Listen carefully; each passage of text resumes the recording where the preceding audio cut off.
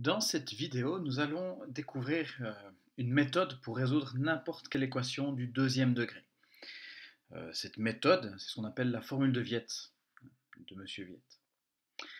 Alors, tout d'abord, qu'est-ce que c'est qu'une équation du deuxième degré? Eh bien, c'est une équation où on a du x carré, du x et du nombre. Donc ça s'écrit ax carré plus bx plus c égale 0. Évidemment, a ne vaut pas 0, sinon il n'y a pas de x carré. Alors, avant même de voir comment résoudre cette équation-là, hein, c'est-à-dire on va découvrir une formule, eh bien, on va voir comment résoudre une équation de ce type-là, un exemple, hein, mais une équation qui n'est pas aussi simple que celle qu'on a résolue précédemment, hein, avec diverses méthodes, comme les méthodes de factorisation, etc. Alors, l'équation qu'on va considérer, c'est l'équation qui est ici, 4x carré plus 16x plus 12 égale 0. Donc on va vraiment résoudre ça entièrement, étape par étape. On va voir que ça sera assez long, un petit peu compliqué. Mais si on comprend bien ça, eh bien on pourra faire la même chose avec notre équation quelconque, hein, ax carré plus bx plus c, en suivant les mêmes étapes. Alors déjà, quelque chose qui pourrait être agréable avec cette équation ici, c'est d'enlever ce 4 ici qui ne sert pas à grand chose. Donc on va diviser toute l'équation par 4. Alors si je divise tout par 4, alors les x carrés, ben, il n'y en a plus que 1. Les x, il y en a 4. Et puis les nombres, ici, 12 divisé par 4, ça fait 3. Et puis maintenant, alors je vous disais que on n'allait pas utiliser des méthodes de factorisation, c'est vrai, mais on ne va pas chercher beaucoup plus loin que ça. C'est-à-dire que ça ici, je vais presque le factoriser. Alors bon, qu'est-ce que ça veut dire presque factoriser? Eh bien, si je regarde le début, x carré plus 4x, ça ressemble quand même à une identité remarquable. Hein, ça ressemble à l'identité remarquable x plus 2, le tout au carré. En effet, si je distribue ici, hein, je sais que c'est x au carré, plus 2 fois x fois 2, donc plus 4x, donc c'est vrai que jusqu'à maintenant, ça ressemble quand même bien, plus 2 au carré, donc 4. Donc je remarque que, il y a juste ici le plus 3, alors que je devrais avoir plus 4, mais sinon c'est presque, hein, c'est presque une identité remarquable. Donc en fait, mon équation, je peux dire que c'est, ma foi, cette identité remarquable là, mais comme j'ai plus 3 et puis moi ici j'aurai plus 4, je dois faire moins 1. Donc si j'enlève 1, eh bien cette partie, la partie de gauche de mon équation, le membre de gauche de l'équation, c'est en fait l'identité remarquable, enfin l'expression x plus 2, le tout au carré. Alors en quoi ça m'aide ça? Eh bien, ça m'aide parce qu'on a vu comment résoudre des choses de ce type-là. C'est-à-dire que je peux mettre, déjà je peux faire plus 1 des deux côtés de mon équation pour mettre ce terme en quelque sorte de l'autre côté, donc ça fait x plus 2 le tout au carré égale 1. Et alors, comment on faisait quand on en était là? Alors déjà, ce qu'on peut dire, c'est que, enfin, ce que j'ai envie de faire, c'est de prendre la racine, en gros. Si je prends la racine de ce côté et la racine de ce côté, bah, j'aurai quelque chose qui est juste. Alors, c'est presque le cas, parce qu'en fait, je peux prendre plus ou moins la racine. On a vu dans pas mal d'exemples, on a deux solutions, donc je pourrais prendre plus ou moins la racine. Avant même de faire ça, je remarque que c'est possible de le faire. Alors, pourquoi ce ne serait pas possible? Mais imaginez que j'ai un moins 1 ici. Eh bien, ça, c'est quelque chose de positif, éventuellement nul. Et puis ici, j'aurais quelque chose de négatif, donc ce ne serait pas possible. Donc j'aurais aucune solution à mon équation. Si ici, au lieu d'avoir 1, j'aurais 0, eh bien, j'aurais qu'une seule solution possible. Ce serait que x plus 2 vale 0 lui-même. Et puis comme ici j'ai quelque chose de positif, et je vais prendre plus ou moins la racine, ben, je vais avoir deux solutions. Donc en fait, ce que je remarque déjà à ce stade-là, c'est que le signe de ce qui est là va me donner le nombre de solutions à mon équation. Et ici donc j'ai deux solutions. Comme je l'ai dit, je fais plus ou moins la racine des deux côtés. Donc à gauche, ben, j'ai x plus 2, et puis à droite, j'ai plus ou moins 1.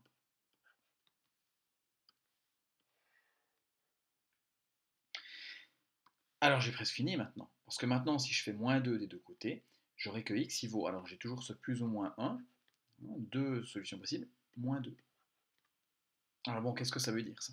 Si je prends le signe moins, moins 1, moins 2, ça fera une première solution qui vaut moins 3.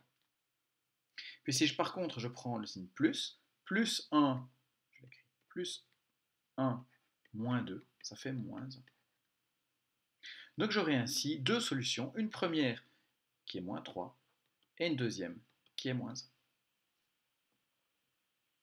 Voilà pour cet exemple que je voulais voir avant même de m'attaquer à ce qu'on peut réellement qualifier de formule, formule de Viette. Mais donc les étapes qu'on a, si on fait un petit peu le résumé, les étapes qu'on a suivies, qu'est-ce qu'on a fait? Bon, tout d'abord une étape pas bien importante, hein. Ici on a divisé par 4, histoire de plus rien avoir devant le x carré, ça c'est bien pratique. Et l'étape cruciale c'était celle-ci, c'était de dire mais quand je regarde le début c'est presque une identité remarquable. On devait corriger, ici avec un moins 1. Puis ensuite, ben, puisque ça c'est positif, on pouvait prendre plus ou moins la racine des deux côtés.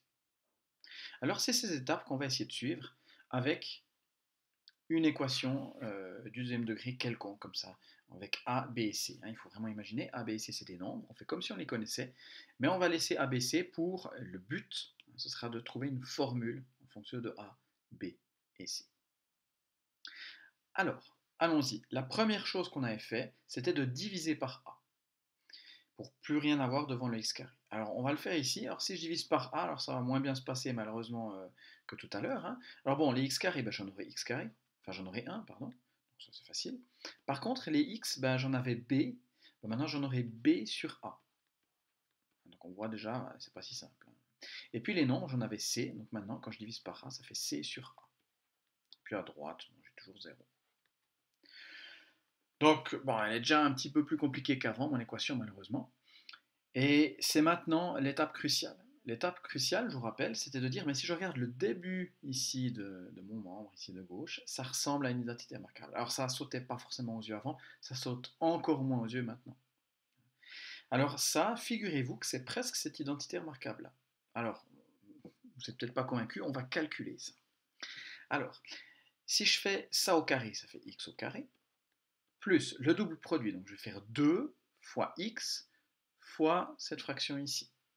Donc les deux, ils vont se simplifier. Donc il restera, alors je vais essayer de ne pas faire d'erreur, hein, évidemment, b sur a fois x. Plus ce terme au carré, donc ça fait b carré sur 4a carré. Bon, alors vous voyez quand je vous disais qu'on avait presque une identité remarquable, nous on devait avoir ça. Avec le plus, c'est sur a. Puis nous on a ça. Avec le plus, ben, cette grosse fraction ici.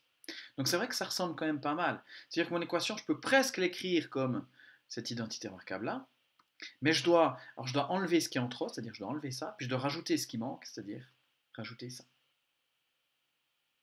Donc c'est ce que je vais faire. Donc je vais prendre l'identité remarquable hein, sous forme factorisée, puis je vais enlever ce que j'aurai en trop à cause de ceci, le développement de cette chose ici. Donc moins b carré sur 4a carré.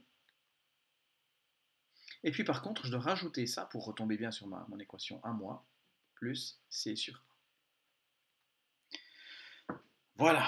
Alors, c'est pas beau, c'est clair, mais je vous rassure, on a fait le pire. Parce que maintenant, ben, on va mettre tout ça de l'autre côté. Alors comment on fait ça? Ben, on va additionner ce terme, puis on va soustraire celui-ci.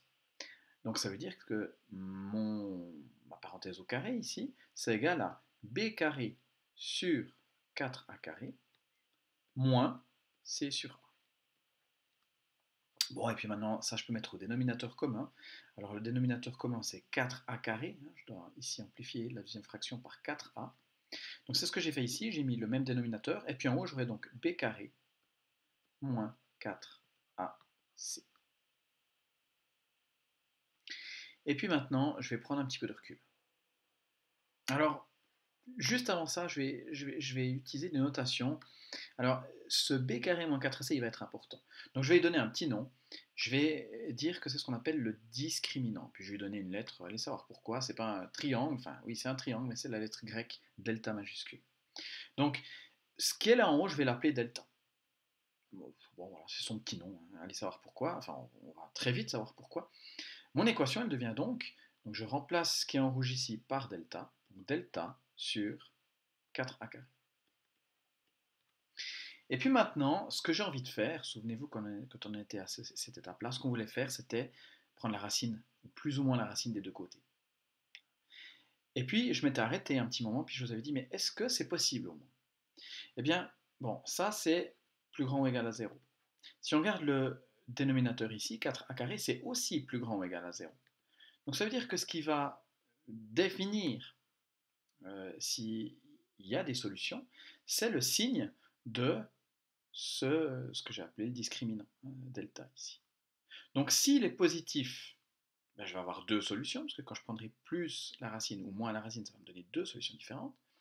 S'il vaut 0, ben, ça va donner qu'une seule solution. Quand je prenne le plus ou le moins, ça ne va rien changer. Puis si par hasard ce delta il est négatif, ben, j'aurai aucune solution. Et donc je ne vais pas aller plus loin, je vais m'arrêter. Donc c'est pour ça ici qu'on appelle ça le discriminant, parce qu'il définit s'il y a deux solutions, une solution ou zéro solution. Donc c'est ce que je vous ai mis ici en bas.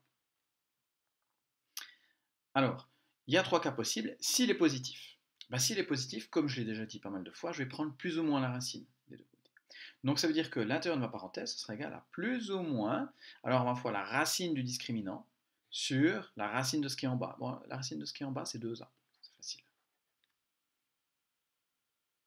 Bon. C'est bien ça, mais donc moi je cherchais x, ben j'ai plus qu'à enlever ce terme, puis j'aurai mon x.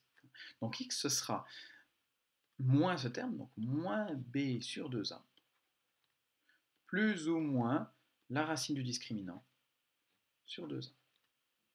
Bon, je vais mettre tout ça au dénominateur commun, enfin ça l'est déjà.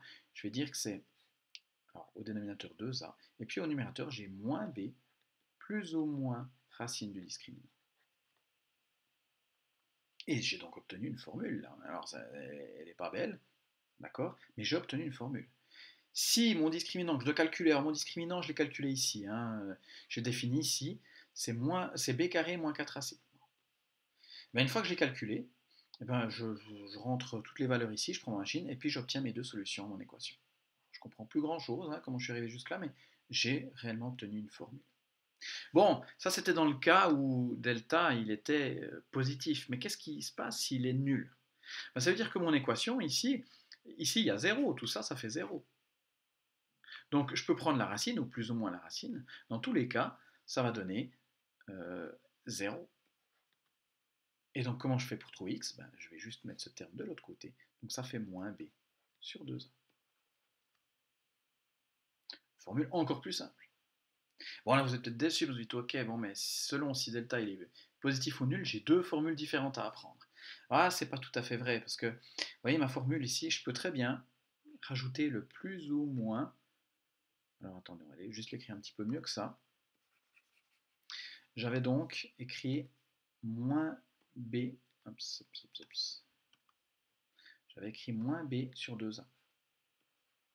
Mais rien ne m'empêche de rajouter le plus ou moins racine de delta. C'est plus compliqué, mais ça vaut 0. Donc tout ça pour dire qu'en fait, c'est la même formule. Donc j'ai qu'une formule en fait à apprendre. Mais bon, au plus simple, je pourrais l'écrire comme ça. Et puis qu'est-ce qui se passe pour finir si delta il est négatif? Ben là c'est encore plus simple, parce que c'est fini, il n'y a pas de solution. Donc si delta est négatif, l'équation est impossible. Voilà, bon, résumons, qu'est-ce qu'on a fait? On est parti d'une équation du deuxième degré. Pour rappel, une équation du deuxième degré, c'est quelque chose du type ax carré plus bx plus c. Ah, il ne peut pas valoir 0, sinon c'est pas une équation du deuxième degré. Première étape, on calcule cette chose. On a même donné un petit nom, le discriminant, et une lettre delta majuscule. On calcule ça, en disant que ça vaut 39. Bah, si ça vaut 39, c'est positif, ça veut dire que j'aurai deux solutions. Et comment je les calcule, ces deux solutions? Ben, en faisant cette formule. Une fois avec plus, une fois avec moins, ça va me donner les deux solutions. Maintenant, imaginons que mon delta ne soit pas égal à 39, il va le 0. Ben, dans ce cas-là, j'ai qu'une seule solution. Alors je peux reprendre la même formule, simplement ça vaudra 0. Donc ça fait moins b sur 2a. Et puis encore, alors là, si j'ai encore plus de chance, le discriminant est négatif, ben, j'ai simplement aucune solution. Donc j'ai bien obtenu une formule, une méthode complète. Et c'est ça qu'il faut retenir maintenant. C'est juste ça. Enfin juste. Je pense que c'est pas mal déjà. Il va falloir juste appliquer ça. Chaque fois que j'ai une équation de deuxième degré, j'identifie ce que vaut A, B et C. Je calcule le discriminant et puis je regarde s'il est positif, nul ou négatif. Et puis j'applique cette dernière formule pour, si besoin, calculer les solutions.